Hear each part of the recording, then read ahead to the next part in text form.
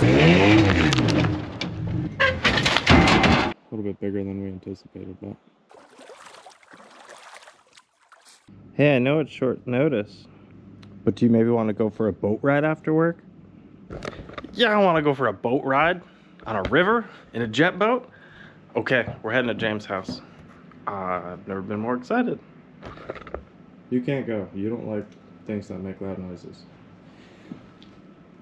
Oh, what a peach. Shut up. It's only got 190,000 on it. Watch this. Look at that jet boat. Look at the motor on that thing. Is that a lawnmower?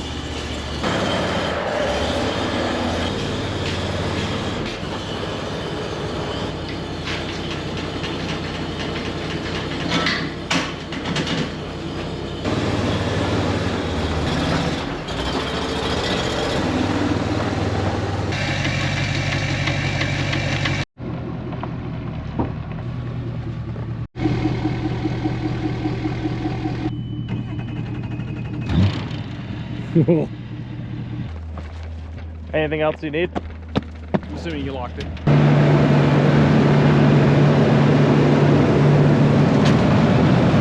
Told you got out of the hole.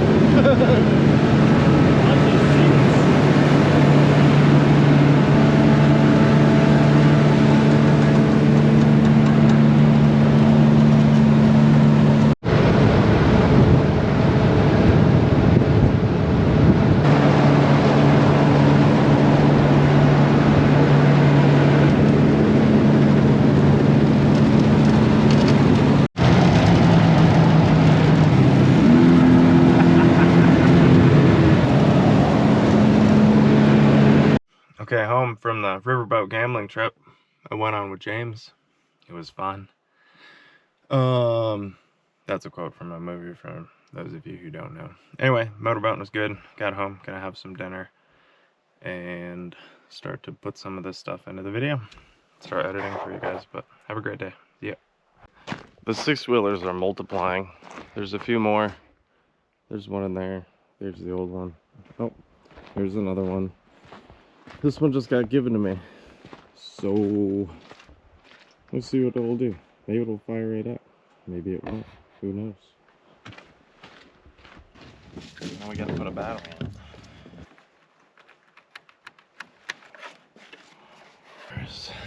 Alright, I'm gonna yank it off.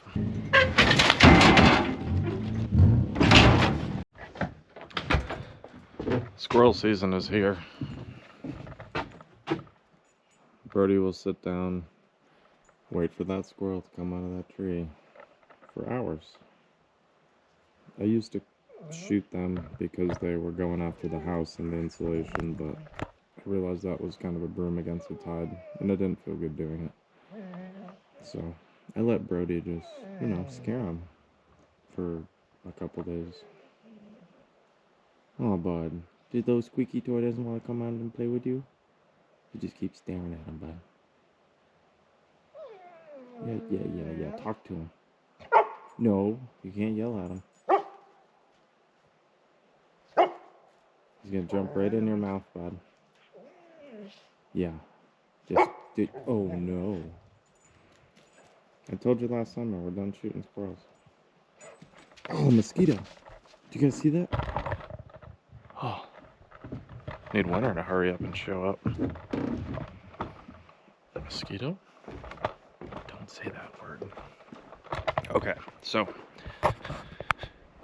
a lot of times when I make these videos, I set up the camera and I get to work, and by the time I'm ready to move the camera and readjust, I just get frustrated. It's hard living this life and trying to film things and keep it exciting for you guys, but the other night I went inside and I was really tired. I ate dinner. It was like 8:30, and I was like, I wonder if we can get this old one running. This is the one I drug off the trailer a couple days ago. So I go to get a battery, did more battery testing, looked for a fuse, and I Googled why some of these machines have no power to the key. No, I didn't have the engine off thing in the off position the whole time. What happened was inside of here it got super corroded. So I basically jiggled this thing until, like right there, it was in the on position, but it wasn't on yet. Right now, it's in the on, nothing. Wiggle it, and we have lights. This thing sat for 3 or 4 years. It's been beat on by a super cool kid who was born and raised here, and I got it as a gift from him and his parents. I get it home. I already put fresh gas in it. I was hoping I could fire it up and drive it off the trailer, but I couldn't. So I haven't run this in a day or two, but after 3 or 4 years, it fired up second pull. It might not do that now, but it was still exciting.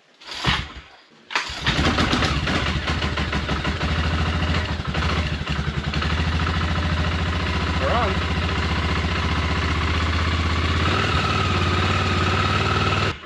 Anyway, you got the point. So this one's running now, and this will become the backup one. Pretty stoked. Anyway, the winch work, it's all, things are bent, bushings are wore out. They have a lot of moving parts on these old 6-wheelers, so I'll go through it, make it decent, like the other one. Hi, son. Are you protecting the house? Are you waiting for that squirrel to come out of the tree? You hungry for squirrel meat? Just kidding, guys. I don't feed my dog squirrels. Every day. Okay, fast forward 3 minutes if you don't care to learn about super cool 6-wheelers. I'm gonna teach you guys and show you guys something. That's the 6-wheeler I've had for 2 years. I bought it for $3,150, put $400 into it, and besides breaking a few random things over the years, that's been the only one I've had. It's awesome, it's great. I think that one's like an 01 or 02 Polaris Sportsman 500 6-wheeler. All of these are. They made them, or this generation, from 2000 till 2008. Before that, they had a 2-stroke. They went to a 4, they went to a 570, an 800 Big Boss, a 1000, blah, blah, blah, blah. It doesn't matter. I was waiting for the snow to melt to go retrieve this free one over here, which I got from a super cool family in town. While I was waiting for that one, this one popped up. So this one is actually it's technically a different generation within a generation of the 500s. Between 2000 and 2008, they changed a few stickers, and they changed the Hillard clutch, or upgraded it in 05. And then they went to fuel injection sometime around 05 and a half till 2008.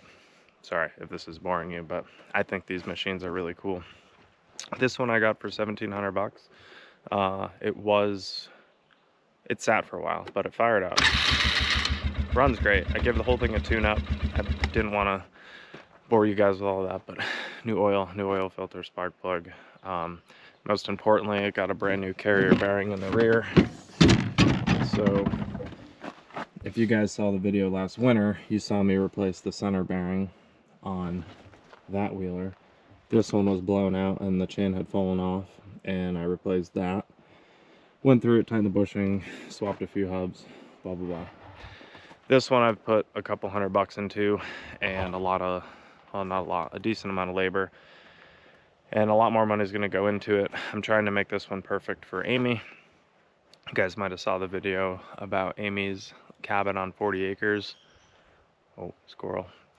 Amy's super cool, but she doesn't have a wheeler, and she said, Kyle, whatever you can do, make one perfect, and I'll pay for it. She's like, don't give me a deal, make it perfect. Like, well, I can do the best I can. I can go through the whole thing, replace all the bushings, tighten the wheels, tighten the hubs, replace hubs, blah, blah, blah. Anyway, this one has been tried and true and been to many a bear stands in Alaska for many years. It's been beat to hell. I know the kid who owned it, and he's very rough on things. Doesn't matter. Like, he gave it to me. I offered him money, or offered I said, what do you want for it? He said, go take it. And his mom and his dad, super cool. They helped me load it up. While I was there, here's the bonus. It's still a freaking lake out here. They said, hey, if you take that thing, you should probably take this too. And don't laugh. I got another 6-wheeler. Except this one's in a few different parts. This one, basically the front chain on these, if too tight or too loose, I forget which one it is, it'll bind and snap. It'll throw itself into the case. And that case is right here. That hole's not supposed to be there. So the sprocket had the chain break and it crumpled the chain into there and blasted through it. So that's really the only problem with this 6-wheeler, apart from it being disassembled. Here's the thing, I didn't plan on having 3.5 6-wheelers, but I did want a parts machine. Now that I got the parts machine running and I bought that good one that I'm gonna resell, I basically have every spare part except for that transmission, if you will, transfer case, gear case, whatever you want to call it. I have every spare part. And where I am in Alaska, don't get me wrong, there is a little shop in town that seems to have everything in stock, but to be able to have all the parts at my house on hand, ready to go for free, sound a lot better. Oh, I got a few spare tires, wheels, everything that people may not think about when you have a brand new machine or whatever. I don't know, brand new means nothing to me. Brand new machines are garbage. They're nice, but I've seen them break down with 600 miles on a trail, lose a fuel pump. So to me, you know, you've seen that I drive 300,000 mile Toyotas, and I've been blessed with putting 25 years in, 15 years as a full-time mechanic, and about 25 tinkering. You know, since I was a young kid, my dad and I built the first dune buggy. I've been pretty excited about vehicles. So I have put a lot of work in and a lot of bloody busted knuckles into understanding how the mechanics of machines work. I don't know everything. I probably know 5% of what there is to know about cars, but enough to get me by. You know, swap motors, swap training, stuff like that. And try to remain humble and knowing that I can always learn. You know, the other night I couldn't get that 6-wheeler going.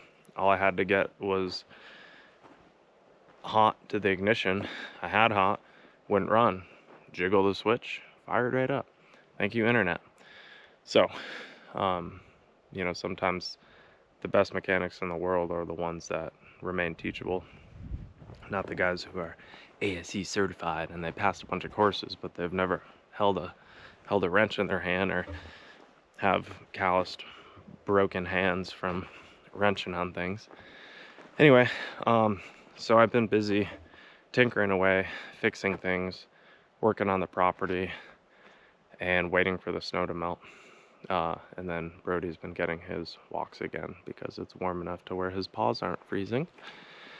So yeah, I'm gonna get this machine unloaded, organized, and get a tarp over it, and then keep working on the property. And I'm already editing this video, but what happens is I get too tired from working that I don't want to give you guys content where I'm tired, I'm uncomfortable, I'm miserable, my back hurts. I will not be a fake YouTuber. I will not put a pretend smile on when it's not time to smile. I just won't. It's been heavy on my mind recently. Like, what makes a YouTuber successful? I'm just gonna post videos and work on my editing and be real. If you guys enjoy watching clickbait videos, then this channel's probably not for you. I'm not gonna sell myself to what I think people want to see or what will get them to click on a video. If you don't want to watch, don't watch. Whatever. Anyway, found out I owned a lot more property than I thought, so we're gonna build a tree house back here. Easier said than done, but yeah, we'll have a tree fort eventually. No idea when. Might be next video, might be next summer. Guess y'all will have to wait. But yeah, look at that. You guys ever seen my roof? without snow on it. Maybe last year. Anyway, if you guys made it through that ramble, which I'll be sure to edit, I appreciate you very much, and I hope everyone's April and May is off to a fantastic spring summer transition, and you're being safe and wise and treating people with love and respect, because we got a lot of hating on in the world, and I'm up here to get away from that, get away from people and politics and drama. Anyway, have a great day. Oh, good morning, everyone. It's officially May, and about a week and a half ago, the temperature finally really started to change. So there's still snow drifts and ice and crap, but I gotta go cut a few more trees down where we're gonna do the dirt work. Now that all the snow is melted, it looks a little different. So, been working away. I've been staying busy, building stuff, selling stuff, but now I gotta get back to work on the land. Here we go.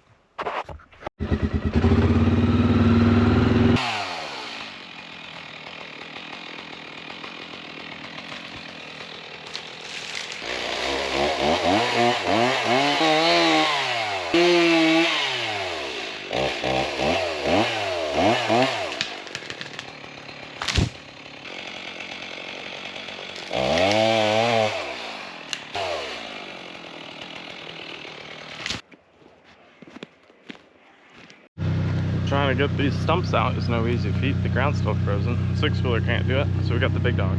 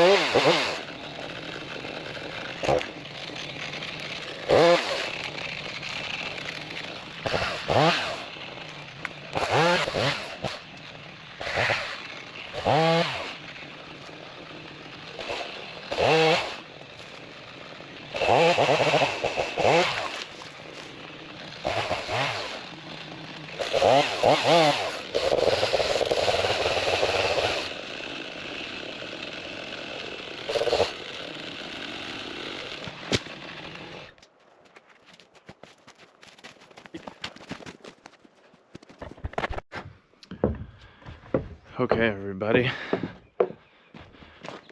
This is taking a lot of work for me to do this by myself, but I got a few more stumps to pull out of the ground. Working Tina pretty good. The old Toyota. We'll get the stumps moved and move down the driveway. Here we go.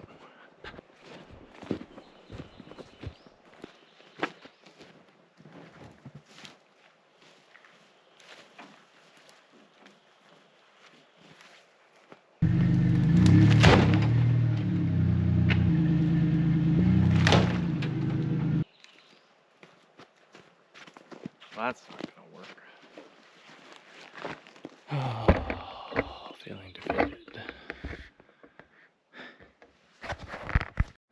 Okay, we got a new tow strap. Let's see what we can do.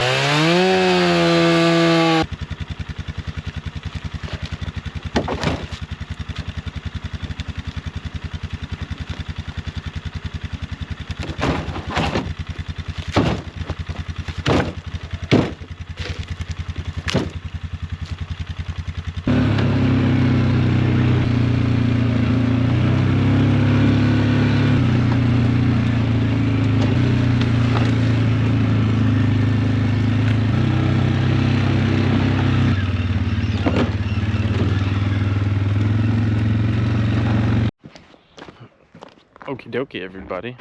If you made it this far, thanks for watching. Sorry there wasn't a whole lot of commentary.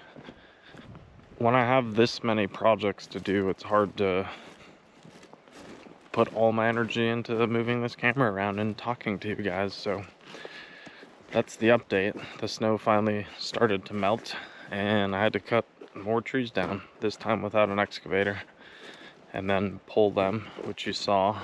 Pull all the stumps, get ready for more dirt work to be done, and keep on moving forward. Anyway, this is the spot. Like the back of the parents' cabin will go there, and there's a trail through the woods way back there. There'll be an outhouse, and then till there's a well, we'll get the electric run, all sorts of stuff. Anyway, pretty sweet spot. A little bit bigger than we anticipated, but hard to know. And there's 5 feet of snow on the ground, how much, what we're looking at, and how thin different parts of the woods are, and how thick some other parts are, like that. But 5 acres is pretty rad. Alright, till next time, everyone.